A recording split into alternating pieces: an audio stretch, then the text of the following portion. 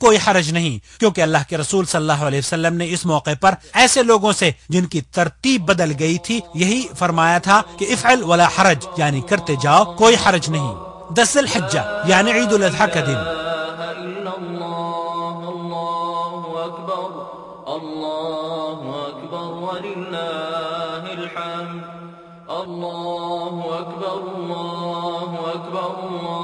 مسلمانان عالم اس دن کا استقبال بڑی ہی خوشی اور مسرت سے کرتے ہیں۔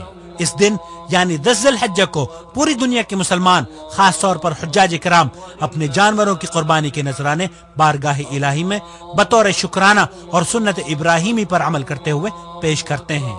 حکومت مملکت سعودی عرب کی جانب سے حجاج کرام کی سہولت کے لیے ایک بڑی قربان گاہ کا انتظام کیا گیا ہے، جس کے دروازے حجاج اور غیر حجاج کے لیے کھلے رہتے ہیں۔ بعض حجاج جمرات کو کنکریاں مارتے ہوئے کئی غلطیاں کر گزرتے ہیں۔ مثال کے طور پر حجاج اکرام کا یہ سوچنا کہ وہ کنکریاں جمرات کو نہیں شیطان کو مار رہے ہیں، حالانکہ وہ شیطان نہیں بلکہ اللہ تعالیٰ کا حکم سمجھ کر کنکریاں مارنی چاہیے۔ بعض حضرات بڑی بڑی کنکریاں، پتھر اور جوتے اور لکڑی وغیرہ مارتے ہیں اور گالیاں تک دے دیتے ہیں۔ یہ تمام امور غیر شرعی ہیں جسے اللہ کے رسول صلی اللہ علیہ وسلم نے منع فرمایا ہے۔ کنکریاں مارتے وقت دھکم پیل اور مار دھاڑ کرنا بھی خلاف شرع بات ہے۔ کوشش یہ ہونی چاہیے کہ بغیر کسی کو تکلیف پہنچائے کنکریاں ماریں۔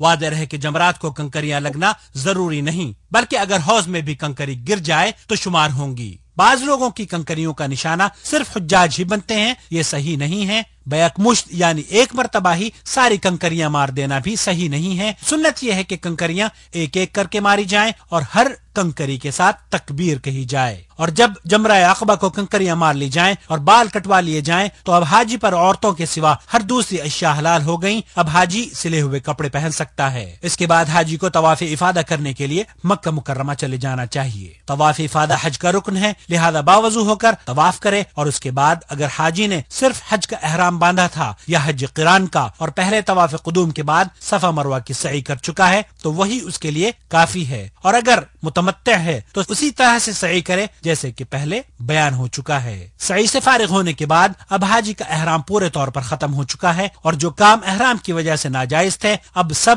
جائز ہو گئے ہیں۔ واضح رہے کہ طواف افادہ ایام مینا میں کسی بھی دن کیا جا سکتا ہے۔ ایام تشریق 11ویں، 12ویں اور 13ویں ذی الحجہ۔ اس کے بعد حاجی کو مینا واپس آ جانا چاہیے تاکہ ایام تشریق وہیں قیام کرے۔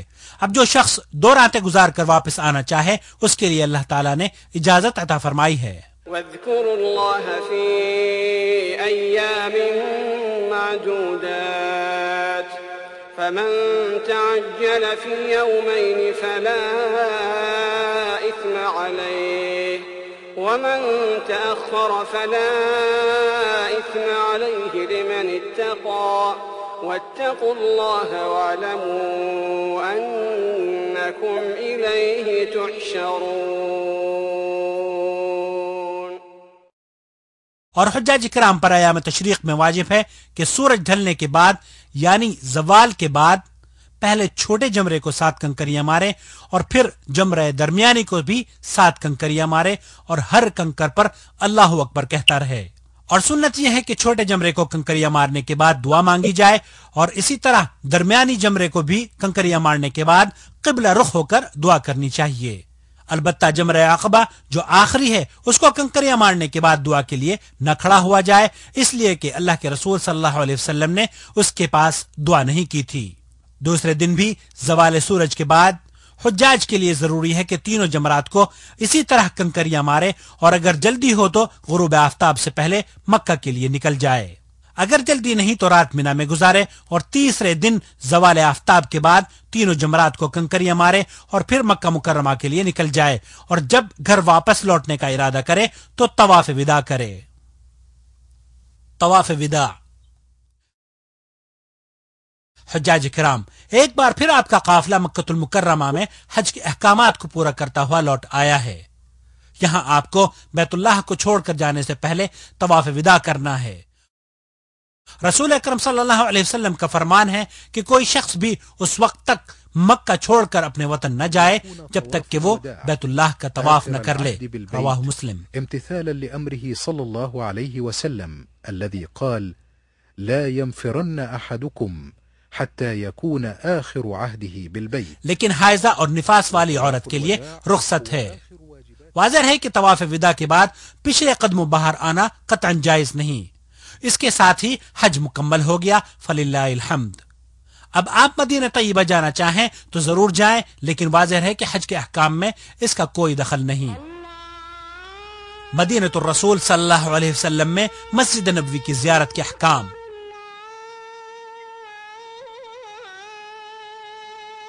مدینہ منورہ کو حرم رسول صلی اللہ علیہ وسلم، دار ہجرت اور مقام نزول وحی ہونے کا شرف حاصل ہے.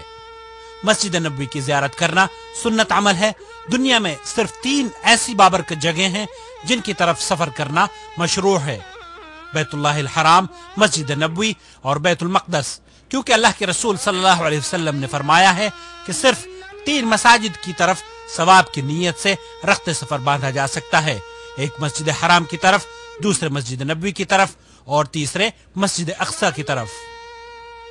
یہاں اس بات کی مزید وضاحت کر دینا زیادہ بہتر ہوگا کہ ان اعمال کا حج کے اعمال سے کوئی تعلق نہیں، لیکن چونکہ اللہ تعالیٰ نے حجاج کرام کو یہ موقع عنایت فرمایا کہ وہ بلد الحرمین شریفین میں حاضر ہوں، تو ان کے لیے یہ سنہری موقع ہے کہ مسجد نبوی صلی اللہ علیہ وسلم کی زیارت بھی کرتے چلیں، یہاں نمازیں پڑھ لیں، کیونکہ اس مسجد میں نماز پڑھنے کا ثواب باقی تمام مساجد سے 1000 درجہ زیادہ ملتا ہے، سوائے مسجد الحرام کے، کیونکہ اس میں ایک نماز کا ثواب 1,00,000 نماز کے ثواب کے برابر ہے.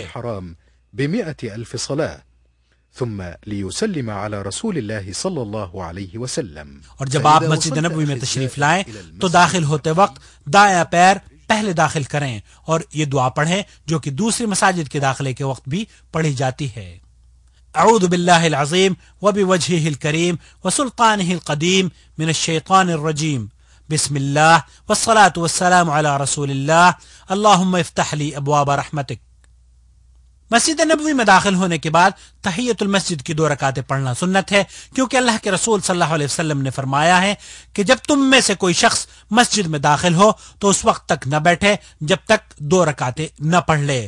واضح ہے کہ نماز کی زبان سے نیت کرنا بدعت ہے. بہتر یہ ہے کہ اگر جگہ آسانی سے مل جائے تو ریاض الجنہ میں پڑھے، اور جگہ نہ ملنے کی صورت میں پوری مسجد میں کہیں بھی پڑھ لے. پھر اس کے بعد قبر رسول صلی اللہ علیہ وسلم کی طرف بڑھے اور قبر کے سامنے کھڑے ہو کر ادب و احترام کے ساتھ کہے: السلام علیک ایھا النبی ورحمۃ اللہ وبرکاتہ، اللہم آتہ الوسیلہ والفضیلہ وبعثہ المقام المحمود الذی وعدتہ، اللہم اجزہ عن امتہ افضل الجزاء. پھر تھوڑا دائیں طرف بڑھ کر حضرت ابو بکر رضی اللہ تعالی عنہ کی قبر کے سامنے کھڑے ہو کر سلام کرے اور ان کے لیے مغفرت و رحمت کی دعائیں کرے. اس کے بعد کچھ اور دائیں طرف بڑھ کر حضرت عمر رضی اللہ تعالی عنہ کی قبر کے سامنے کھڑے ہو کر سلام اور ان کے لیے بھی رحمت و مغفرت کی دعائیں کرے.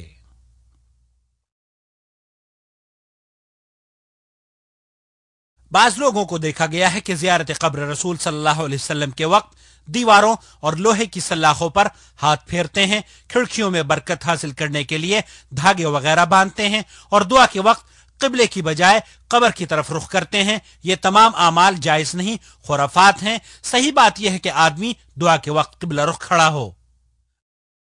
اب زائر کو چاہیے کہ بقیع کے قبرستان کی زیارت بھی کرے، جہاں بڑے بڑے جلیل القدر صحابہ رضوان اللہ علیہم اجمعین مدفون ہیں، جہاں حضرت عثمان ابن عفان رضی اللہ تعالی عنہ مدفون ہیں. شہداء احد کی قبروں کی زیارت بھی کرے، جہاں سید الشہداء حضرت حمزہ رضی اللہ تعالی عنہ مدفون ہیں. قبروں کی زیارت کے وقت مردوں سے اپنی حاجت طلب کرنا، قبروں سے تبرک حاصل کرنا اور فوت شدگان سے وسیلہ طلب کرنا، یہ سب بڑی خطرناک غلطیاں ہیں. قبرستان میں جا کر وہی سلام پڑھنا چاہیے جو اللہ کے رسول صلی اللہ علیہ وسلم نے امت مسلمہ کو سکھایا ہے: السلام علیکم یا اہل الدیار من المؤمنین والمسلمین وإنا ان شاء اللہ بکم لاحقون نسأل اللہ لنا ولکم العافیہ. اب اس کے بعد زائر کو چاہیے کہ مسجد قباء جائے، کیونکہ نبی کریم صلی اللہ علیہ وسلم اس مسجد میں اکثر تشریف لے جاتے اور نماز پڑھتے. یہی معمول صحابہ کرام کا رہا.